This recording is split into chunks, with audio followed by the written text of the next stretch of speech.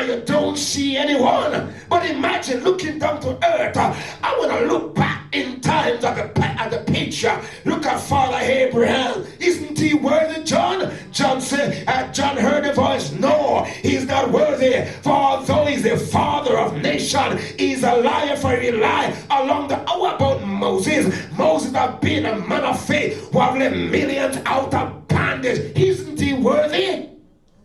But the voice came, no, he's not worthy, for he's a murderer. How about David? He's a man of God's own heart.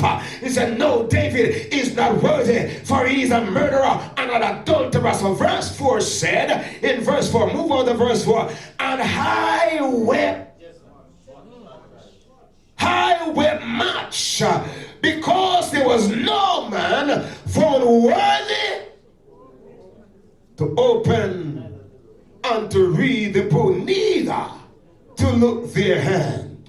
But I, in my weeping, John said, in my time of sobbing, John said, he heard in verse 5, John said, in verse 5, one of the elders said unto me, weep not, John, dry up your tears, wipe your eyes, for the world has not been left desolate, for behold the Lion of the tribe of Judah, the root and the offspring of David, he has prevailed as a conquering Lion of the tribe of Judah, the one that breaks chain, the one that breaks barrier, the one that casts out fear, the one that travels mountain, the one that mountains look and tremble. In the presence of him there is fullness of joy. David said, at his right hand there are pleasures forevermore. John heard the message, he has prevailed to open the book and to loose the seventh seal. I stop by here to tell somebody, it doesn't matter how bound you have been seen, how bound life seems today. It doesn't matter how the situation seems to bound you up. It doesn't matter. I stopped by here to tell you that John got the message that there is a conquering Lion.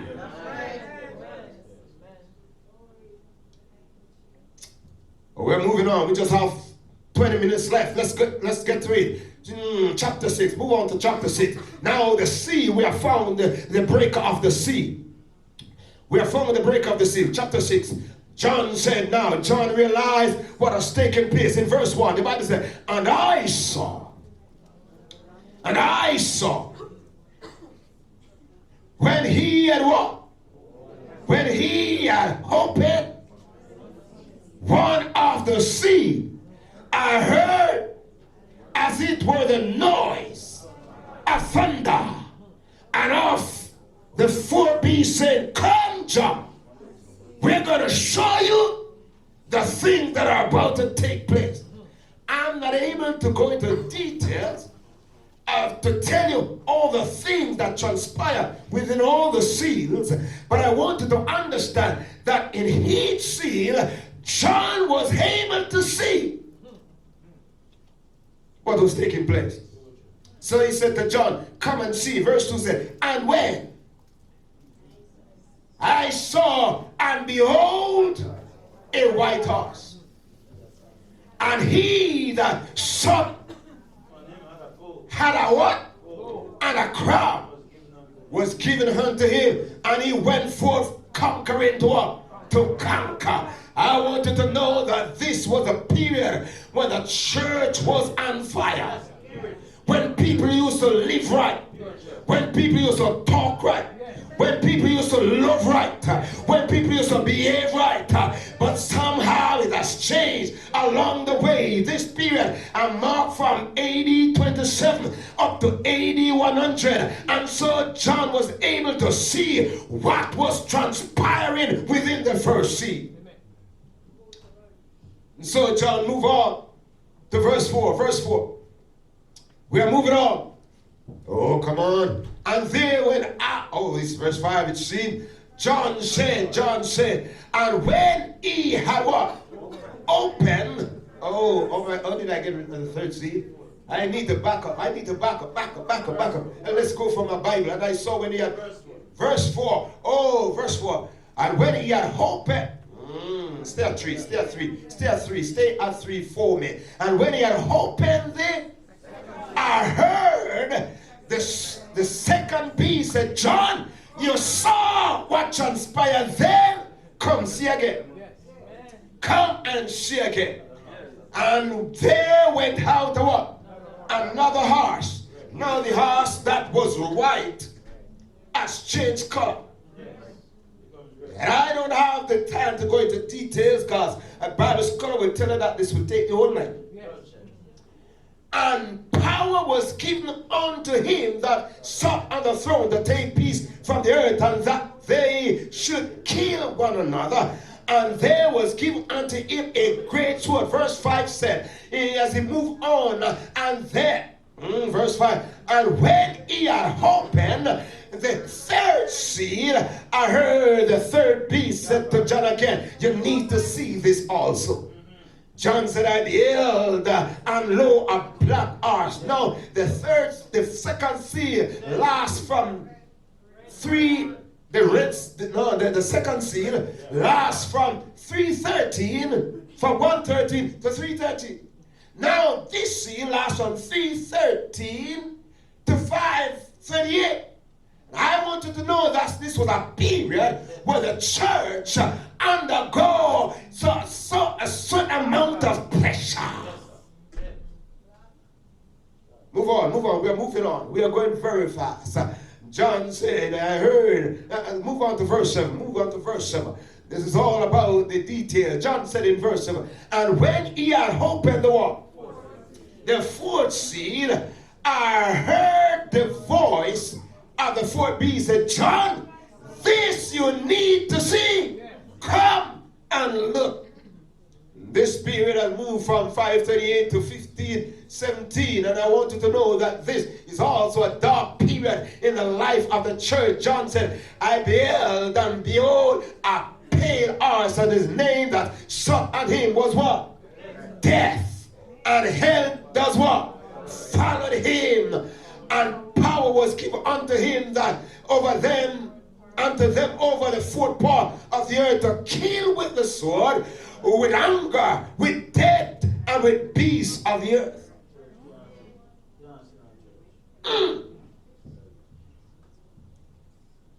But John declared that after these things, something shall happen. Verse 10, move on. Verse 10. And they cried aloud, it's verse 11. Verse 11, thank you very much, verse 11. And when white robe was given unto everyone, and it was said unto them that they should what? Rest a little season until their fellow servant. That's the fifth one. The church will undergo a certain amount of pressure. But don't worry. It may seem long, but it's not forever. Seems long, but not forever. For the darkest hour is just before dawn. When you see the night get dark, you know that daylight is coming. John said, when you move on, John said when you had opened the sixth seal, John says something terrible happened. 1755.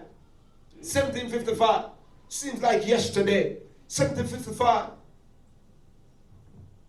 Which is marked as the Great Lisbon earthquake, which split the city in two. Thousands of people died. John said that these will take place. But when you go to chapter 7 and verse 1, John said, after these things, after what? These things.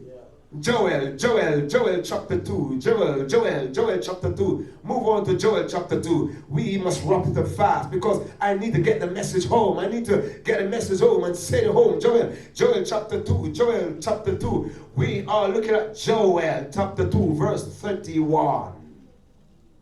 Joel chapter 2. Bible said the sun. Are we together? The sun shall do what? Turn into darkness. It means that the sun will refuse to shine. And the moon into what? Before what? The great and terrible day of who? Of the Lord's coming. Chapter 3 and verse 15. Let's hear what it said. Chapter 3 and verse 15. Work with me. Chapter 3 and verse 15. Same Joel. Chapter 3. He said, the sun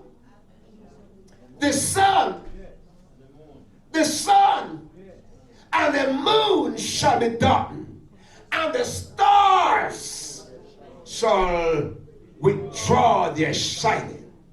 Joel has predicted what will happen after these things. John said something will take place after these things. Matthew chapter 24. Matthew 24. We are going pretty fast. Time is going. Matthew 24 and verse 29. The Bible said, oh, you're not there with me. Matthew. Immediately. Come on. Matthew chapter 24 and verse 29. Oh, he's not there. Let's go to the Bible. The Bible said, immediately after what? Oh, you're there. Of what? Of those days. What days? The days of the first seal, the days of the second seal, the days of the third seal, the days of the fourth seal, the days of the fifth seal. Jesus is saying to his disciple, immediately after the tribulation of those days shall the sun be darkened, and the moon shall not give her light, and the stars shall fall from heaven, and the powers of heaven shall be shaken. I want you to understand tonight, beloved friends, that God already has his plan prepared. He knows what he is about. He knows what transpired in the past, what's in the present, and what there is to come. Revelation, we're going back to Revelation chapter 6, Revelation chapter 6. We are looking at verse 12. John said, we are still talking about John said, and I beheld, when he had what? Opened the sixth seal, and lo, there was a what? Great earthquake. This was the Lisbon earthquake that is pointed to. And it said, the sun became black as sackcloth, 1880.